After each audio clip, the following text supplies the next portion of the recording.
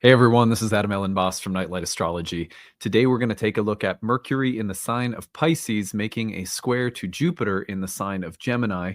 This is a pretty quick moving square, but it is really significant because Mercury is invisible, slowly emerging from combustion to show itself as an evening star, and the two planets have a form of mutual reception again.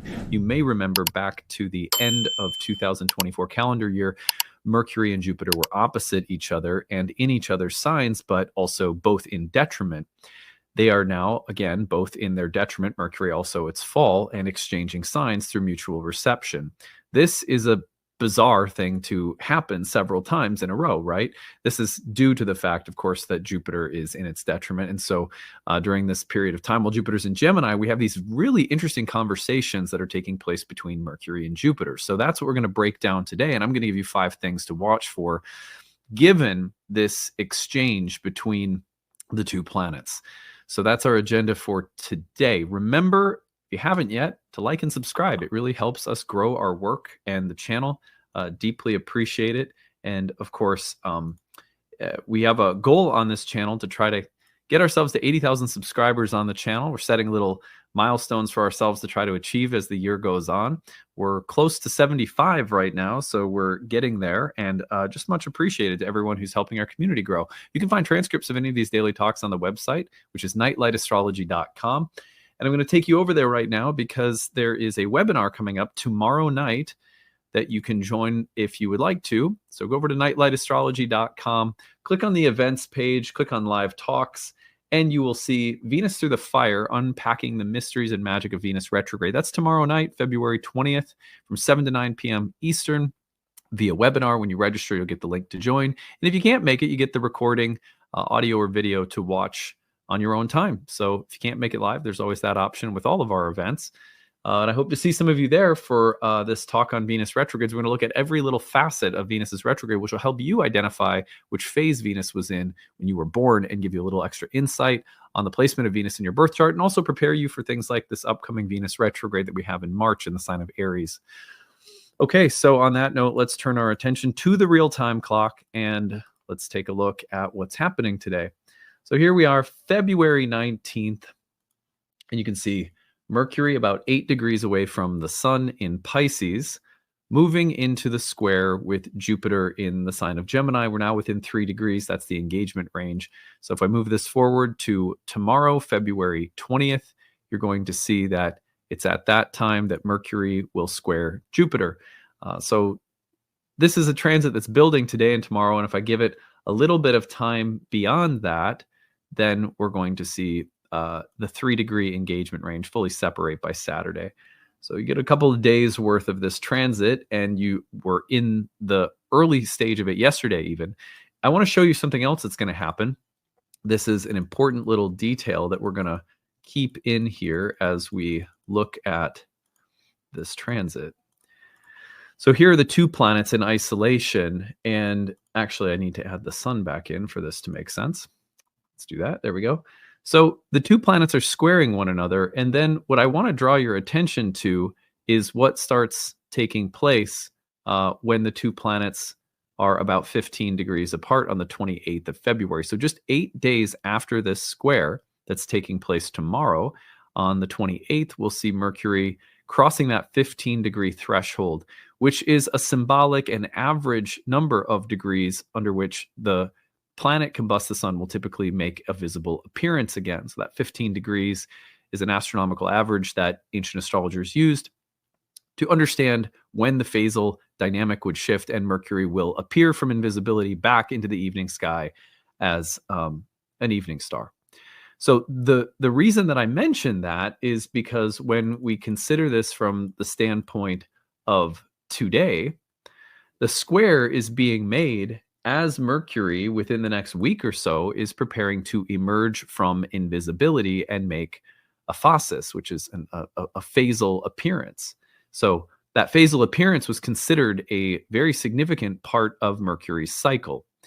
Now that is going to play a role in a number of the delineations that I have to make today, and you'll now understand why. And I'll refer back to that a little bit. But anyway, let me just adjust this really quick here. I had one little slide that wasn't, you had a typo in it. So let me just fix that. Yeah. So anyway, here's 5 things to watch for. Given this interesting exchange, Jupiter is in the sign of its exile or detriment. Mercury is in the sign of both its exile and its fall. The two are squaring one another, but they're in each other's sign. So that's mutual reception through debility. Plus a square, which can be a little contentious, creative, but action oriented and a little stressful. So, given all of that, we have some really interesting possibilities to watch for on an archetypal level.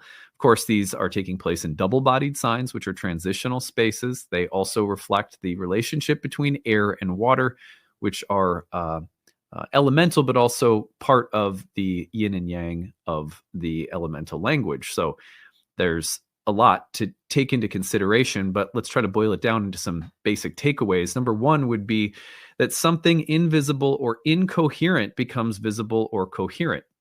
Well, the reason I say this is because Mercury is a planet that likes to take things apart, especially when it turns retrograde.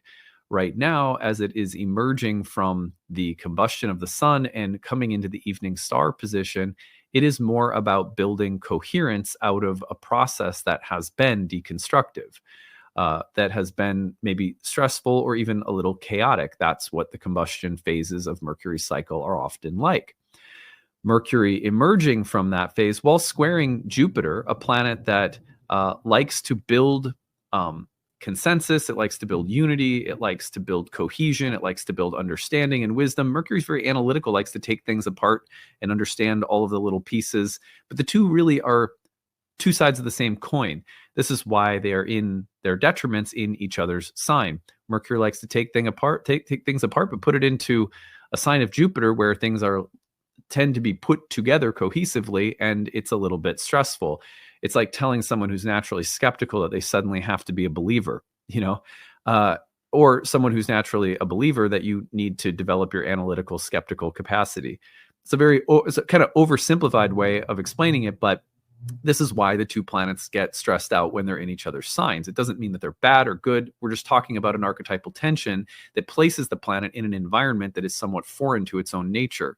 So now we have these two planets working together in each other's signs while Mercury is emerging from invisibility and Jupiter's just turning direct. That can mean that we're taking something that's been unseen, unconscious, invisible, and making it visible as well as coherent, and we're developing some kind of more sophisticated understanding or even developing a certain kind of maturity from an unconscious space or something that's been in a process of questioning, like there's been a big question mark around something, and now maybe we're starting to come to something like an answer or a clear understanding. So one way of thinking about this, as again, Mercury will be emerging in the next week into its visibility, is that this connection is starting to make something unseen or invisible more tangible, more visible, more understandable. So watch for that because it can be subtle. It could be something that you're understanding about your health or within a relationship or within yourself psychologically or something at work or something in a project you're working on. Number 2 is secret or hidden communication or deals being made. The thing is that when two planets get together in mutual reception, they are often exchanging things. That's one symbolic way of understanding mutual reception, is that the two planets are doing something cooperatively. So when you think about that, you think about cooperation, deal making, whether it's emotional or financial, or it's something in business, or it's romance, or it's sexual. There's an exchange. And that exchange could be somewhat secretive right now or happening behind the scenes, but will shortly become visible. It's another way of playing with that theme of Mercury emerging into its visibility in the next week. So watch for things, that deals that are being made, agreements that are being reached, exchanges that are being agreed upon, or the development of some kind of trade or exchange of values, goods, services, energy, etc., that might be in the process of being developed or cultivated right now. And you might see it become more tangible in the weeks ahead. 3 would be emotional and rational qualities working together. Look, put it really simply, just call this water and air working together cooperatively despite their differences. One might be really rational and mental and logical and sort of organizational, practical, a little bit more like that with Mercury. and on the other hand, we have, or excuse me, a little bit more like that with the sign of Pisces, a watery sign. And then we have Gemini, of course, the airy sign, where things, or excuse me, I got this all backwards. I was talking about water to start with, or I was talking about air to start with, and then switch over to water, and you're thinking about things like instinct and emotion, that intuitive, empathic, compassionate, sensitive, romantic, imaginative kind of quality with water. And so you put those two things together and you get something like logic and romance, or you get something like sensuality and instinctiveness. What is my body's wisdom telling me versus what is a good objective way of stepping outside of this situation and assessing it logically or practically? When those two qualities, maybe a little bit stressfully, but when they come together nonetheless, they might provide us with some nice kind of emotional intelligence, or they might provide us with logic that is informed by the way people are feeling, or the feeling and subjective level of our reality that is just as important as the objective rational level of the situation. So watch for a nice synthesis or combination of those qualities. I will say that there is a shadow in this exchange that could have to do with people selectively using information or ideas or forms of communication or philosophy to persuade us of something because they know what we will emotionally bite on. So the potential for a kind of emotional and intellectual form of deception or illusion would be there as well.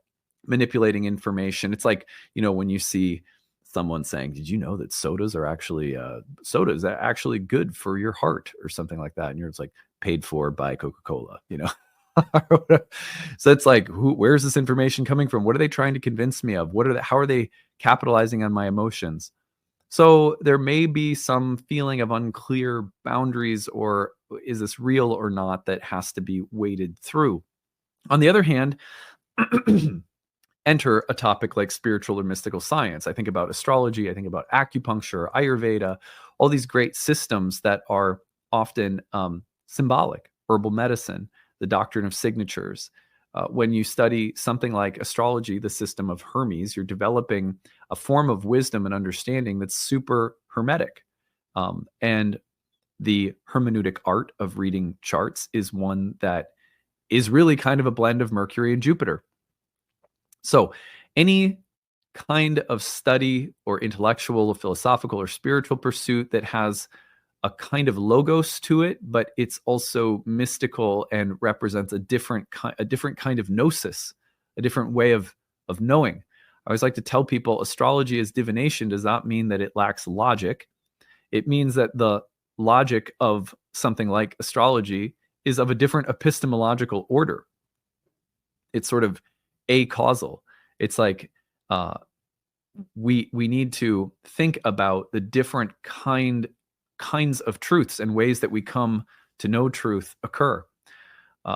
Divination works on the premise that reality is sentient and communicates through signs, omens, and symbols in non-direct acausal ways. That's it's just a different epistemology. So non-ordinary or different ways of knowing or understanding something like spiritual or mystical science could be a part of this. Now, number 5 would be, and by the way, there are some pseudosciences, and obviously there's ways in which systems can take advantage of people, so we do have to be on guard against, something like a charlatan system of spiritual, just study this and give me $1 million and, something like that. Anyhow, I think the last one is a shift in understanding, a decision, an insight, or an idea that will gradually emerge.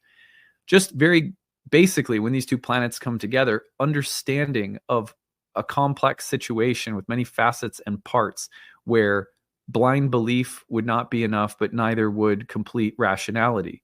There's some mixture of non-ordinary gnosis and basic fundamental thinking and logic have to come together, perhaps. The shift in understanding, or maybe coming to a conclusion, reaching an important moment where you're going to have to make a certain choice or do something a certain way, a new insight or idea may gradually be emerging from this point forward as two planets come together. Jupiter's just turned direct. Mercury is about to appear as an evening star. So these two planets working together may represent something that is in the process of shifting, a shift of understanding, a shift of intellect, a shift of belief. This, in some ways, plays back to the Jupiter-Saturn square that we were looking at the end of the year that can represent paradigmatic changes. Mercury in this position may be implementing or starting to bring about some of those changes in more immediate ways, since the paradigmatic change may have been larger and more philosophical. Now, Mercury involved in the square to Jupiter with mutual reception, you might see some of that practically starting to shift in the weeks ahead as Mercury again appears. So these are all ways of working with the symbolism today. I hope that you find them useful, practical, easy to follow, and that you get some nuances about tracking Mercury and the invisibility and the visibility. If you like this kind of stuff, by the way, this is what we're going to be doing for every single phase of Venus's cycle in tomorrow night's webinar. So be sure you check that out on the website, nightlightastrology.com, under the live events page. Hope to see some of you there, and we'll be back for more again tomorrow. Bye, everyone.